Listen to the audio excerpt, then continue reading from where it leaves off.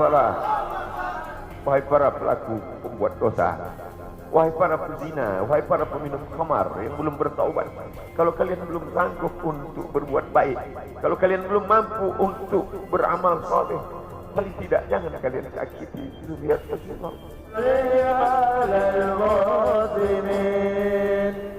Madhkur salat ala nabi.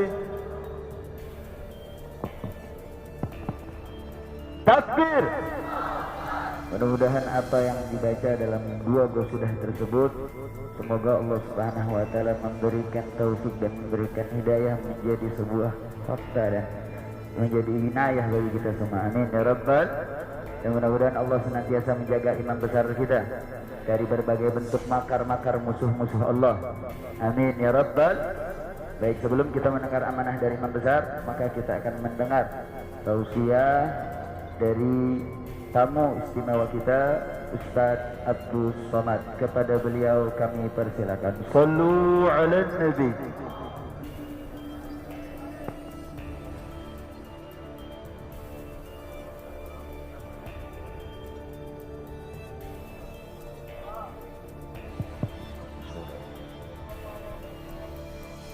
Assalamualaikum warahmatullahi wabarakatuh. Alhamdulillah wassalatu wassalamu ala Rasulillah wa ala alihi wa sahbihi wa man da'a bi da'watihi wastanna bi sunnatihi ila yaumil liqa'i rabbih. Al-habaib al-afadil al-ulama al-ajilla nafa'ana Allah bi ghaziri 'ulumihim wa bi husni adabihim wa lutfihim. Ja'alana Allah wa iyyahum ma'al habibil mustafa fi jannatihi al-ula. Orang yang menyambut beliau, kalau dia masih ada ikatan dinas, maka beberapa hari ini kita lihat orang itu dihukum dari jabatan. Orang yang mengupdate status kalau menulis nama beliau, maka Instagramnya akan diblokir. Hanya menulis namanya saja, maka Facebooknya akan ditutup. Orang menjadi takut untuk menjenguk beliau, kecuali orang-orang yang takutnya sudah dihabiskan hanya untuk Allah. Apa dosanya? Apa salahnya? Berapa triliun negeri ini pernah dirugikannya? Berapa sumber daya alam, minyak, batu bara, nikel, uranium yang pernah dijualnya ke luar negeri? Berapa BUMN perusahaan yang pernah dijualnya aset-aset negara? Ada yang pernah dia jual? Dia hanya mengajak anak muda yang selama ini pencandu narkoba menjadi bertaubat kepada Allah. Dia hanya membangkitkan semangat anak muda yang selama ini berzina menjadi orang-orang yang takut kepada Allah. Dia hanya mengajak mereka yang memakai baju hitam, pakaian hitam, berubah menjadi pakaian putih. Mereka berusaha untuk memutihkan catatan amal baik mereka di hadapan Allah. Dia hanya menyadarkan umatnya supaya sadar bahwa politik itu penting. Angkatlah pemimpin yang adil dan amanah. Dia hanya sedang mengajak umatnya supaya jangan memilih pemimpin kafir. Salahkah perbuatannya? Tidak.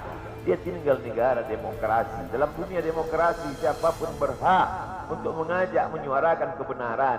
Dia tidak melawan sultan, dia tidak melawan ulil amri, dia tidak melawan siapapun. Dia hanya melawan ketidakadilan. Hari ini saya berangkat setelah sholat subuh menuju airport, naik pesawat. Setelah naik pesawat, naik mobil. Setelah naik mobil, jalan macet, saya mesti turun naik sepeda motor. Setelah naik sepeda motor pun juga tidak bergerak, jalan kaki. Akhirnya sampai kemari. Dalam hati saya berkata, celaka betul orang yang mengatakan kemarin katanya tidak ada yang menyambutnya.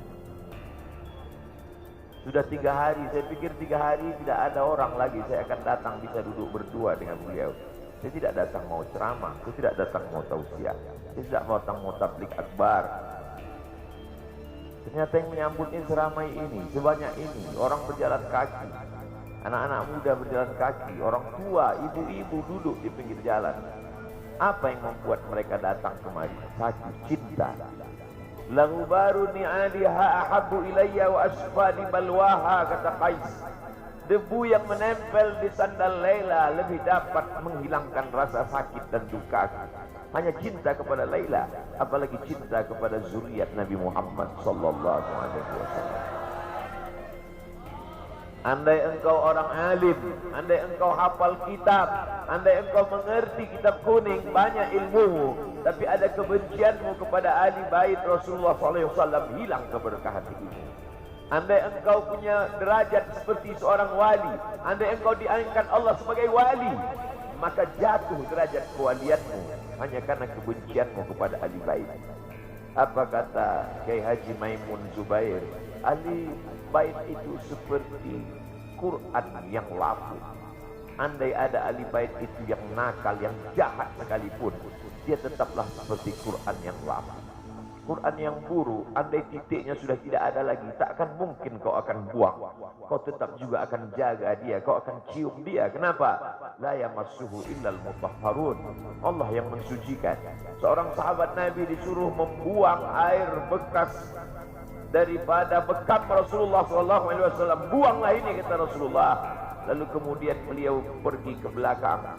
Setelah itu dia datang lagi menghadap Rasulullah SAW. Rasul tahu apa yang dia lakukan, karena Nabi dapat wahyu, Nabi terbuka hijab. Tapi Nabi ingin bertanya kepada dia. Bukan Nabi tidak tahu, Nabi tahu, diberikan Allah pemberitahuan. Nabi ingin memberitahu siapa yang tidak tahu. Kemana darah bekam tadi kau buat, kata Nabi. Ku minum ya Rasulullah. Mengapa engkau minum? Karena aku tahu bahwa darah yang mengalir dalam diriku membuat aku haram tersentuh api neraka. Mengalir darah itu dari dia kepada Sayyidatuna Fatimah, dari Fatimah kepada Sayyidina Al-Hasan, dari Sayyidina Al-Hasan ada juga kepada Sayyidina Al-Husain, dari Sayyidina Al-Husain kepada Sayyidina Ali Zainal Abidin, dari Zainal Abidin kepada Sayyidina Muhammad Al-Baqir, dari Sayyidina Muhammad Al-Baqir mengalir darah itu kepada Sayyidina Ja'far Sadiq, dari Ja'far Sadiq mengalir kepada Sayyidina Ali Al-Uraidi, dari Ali Al-Uraidi mengalir darah itu kepada Sayyidina Muhammad An-Naqib, dari Muhammad An-Naqib mengalir darah itu kepada Sayyidina Isa, sampai kepada Sayyidina Ahmad bin Isa Al-Muhajir.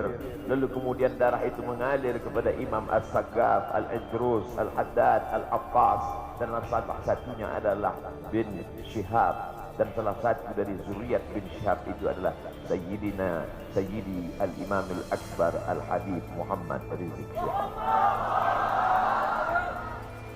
Kalau mau hidup tenang, dia sudah tenang dengan anak menantunya, dengan cucunya, dengan ilmunya.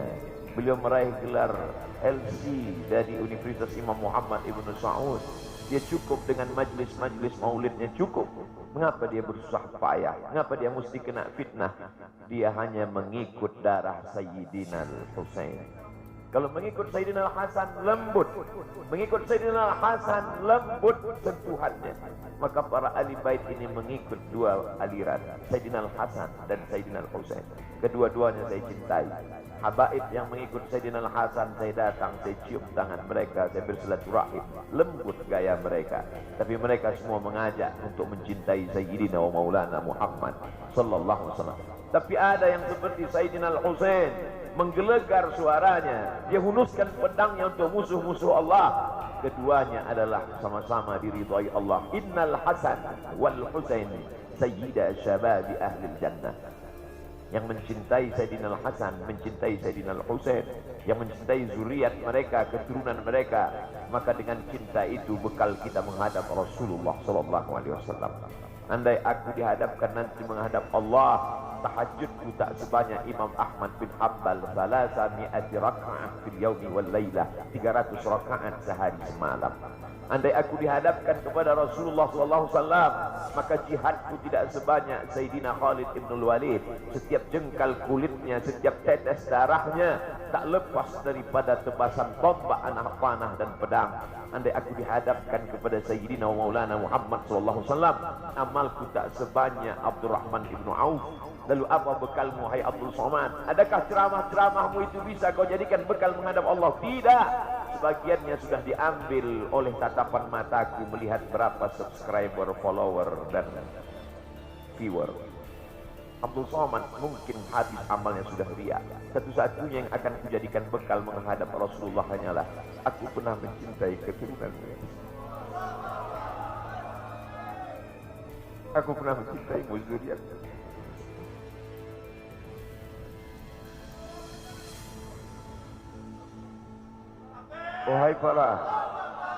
Wahai para pelaku pembuat dosa, wahai para pezina, wahai para peminum khamar yang belum bertaubat, kalau kalian belum sanggup untuk berbuat baik, kalau kalian belum mampu untuk beramal saleh, paling tidak jangan kalian sakiti zuriat Rasulullah. Jangan kalian keluarkan kata-kata, jangan keluarkan kata-kata fitnah. Bagaimana kalian akan menghadap Rasulullah? Bagaimana kalian akan menghadap Rasulullah? Pada saat itu seluruh umat berkumpul menghadap Nabi Adam alaihissalam. Kami tidak sanggup berdiri di padang mahsyar ini, wahai Adam. Menghadaplah kepada Allah. Kata Adam, aku tidak sanggup menghadap Allah. Karena dulu Allah berkata, la taqraba hadhihi syajarah. Jangan kau dekati pohon kuldi ini, tapi aku malah memakannya, ya Allah. Mereka datang menghadap Nabi Nuh alaihissalam. Kata Nabi Nuh, aku tak sanggup menghadap Allah. Karena anakku durhaka. Sa'awi ila jalalin ya'simuni minal ma'. Aku akan naik ke atas bahtera perahu yang bisa menyelamatkan aku dari air. Aku tak sanggup menghadap Allah, kata Nabi Nuh alaihissalam. Mereka menghadap kepada Nabi Musa, aku tak mampu, kata Nabi Musa. Mereka menghadap kepada Nabi Isa, aku pun malu kepada Allah.